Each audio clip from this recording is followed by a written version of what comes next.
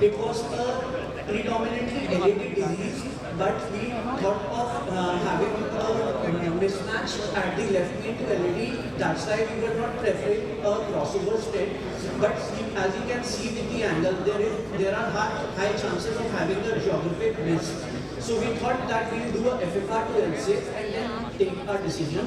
That came out to be positive with FFR of 0.76. And the IVUS pullback definitely shows that the culprit vessel or the culprit region was in proximal LED and the austral LED and was just 3.3 millimeters square. So we thought of going to a string culotte strategy. And after the stent was deployed in LED, we could see on the IVUS pullback that the struts in LED were hanging in LN for a distance of 2.7 millimeter, and the wire to LCX was put through these stent struts so as to minimize the number of stent struts within the left main. And this was followed by first case, rewiring LED, the second case, final pot, and used culotte in a specific string culotte and a double kiss strategy. So from a structural point of view, utilizing this kind of culotte ensures full coverage of all three segments as compared to T-stenting. There is minimal or no new carina as compared to TAP. There is absolutely no triple layer as compared to DK crush, and the tubular architecture of stents is maintained. But still, despite all this, we have now data with DK crush penetrating into the guidelines. But I guess it is too early, as discussed earlier. We have contradiction to the DK crush 5 trial with the ABC main data, and despite it being glamorous and seductive, we need to identify whether there is certain bias in these results.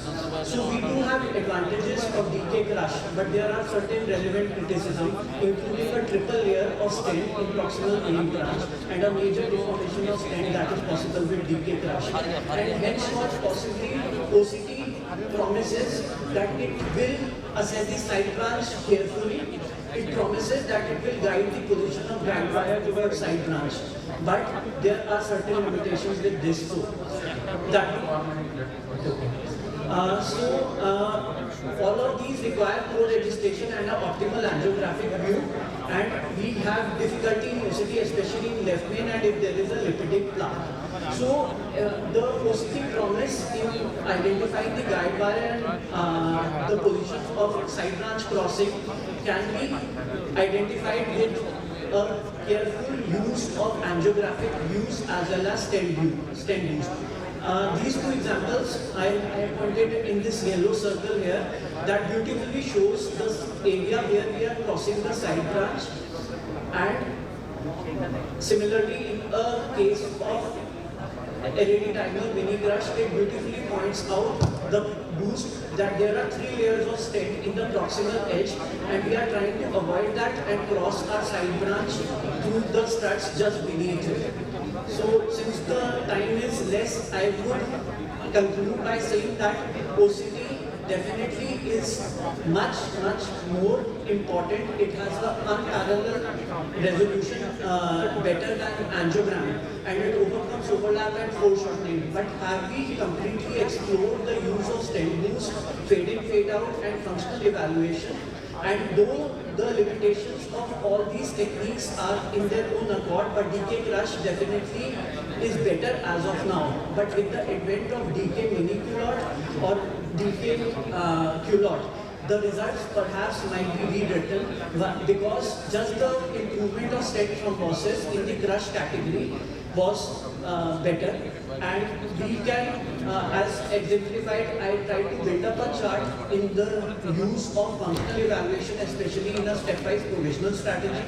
And as you can see, most of our cases we can get away with a stepwise provisional strategy. Only in cases where we need to cross over, we can convert it into a tap or culotte. And just like in EBC main, it was only 20% of patients that actually needed an upfront boosted strategy in which we can utilize a mini crush or a DK crush in these strategies. So this is the final concluding slide. For left main bifurcation, as it was being discussed earlier, I would just like to say that we should not do left main because we want to do left main or because we are interested in doing left main. We should be doing left main because we have an understanding of the left main.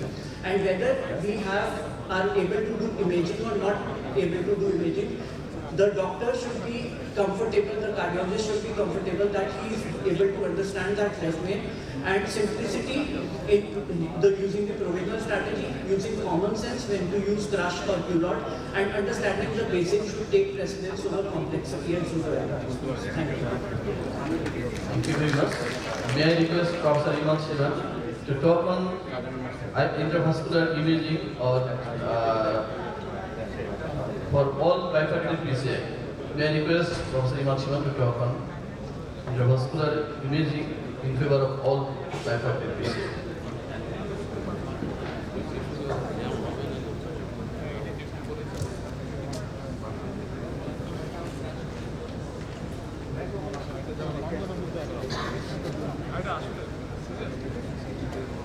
Okay.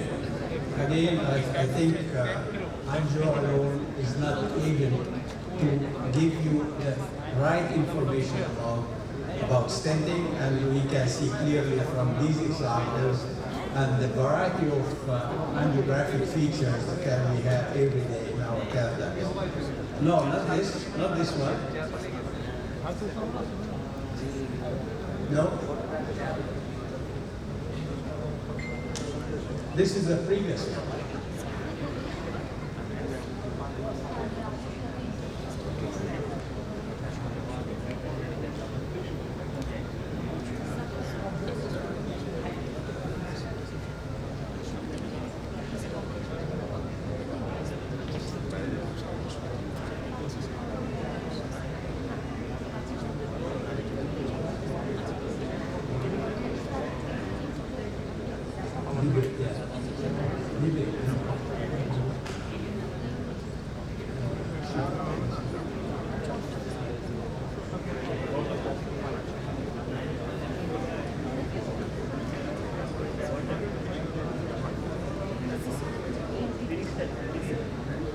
Now, what intravascular imaging can provide for PCI? Well, we have seen lesion evaluation before any intervention, procedure assessment, that means optimization, execution of the procedure and optimization, the guidance and post-procedure assessment, that means the final result, and of course follow-up, particularly patient coming with some problem with the stent. I think IVUS or intravascular imaging can provide much more than angiography alone. So guidance during before the procedure will tell you about plaque severity, calcification, whether you need or not to prepare the lesion, and whether there is some problem on the plaque, that means spontaneous dissection. And these are some examples. We do not have time to go through every so many examples, but just to show you that when you are defining your bifurcation lesion by IVUS, you can exactly see the distribution of the plaque, the diameters, that mean the size of the vessels, and the main branch as well as side branch, and decide to the size appropriately the stent.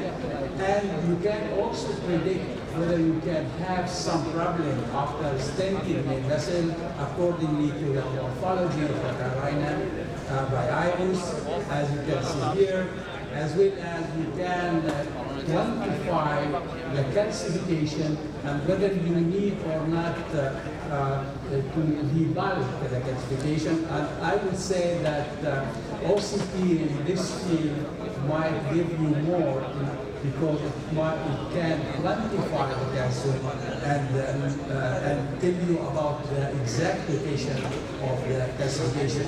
Sizing the stent is very important, and for this we do part because the size of the stent should be accordingly to the distant main vessel diameter and not proximal main vessel diameter. So if you are putting a big stent then canal shifting with other. If you are not putting a small stent, that means smaller stent, then the canal shifting, you can prevent even canal shifting. And if it happens, you can go for both and confirm the stent anyway to the anatomy of bifurcation. Guidance for stent plan apposition, tissue prolapse, or stent under expansion, or edge dissection after stenting.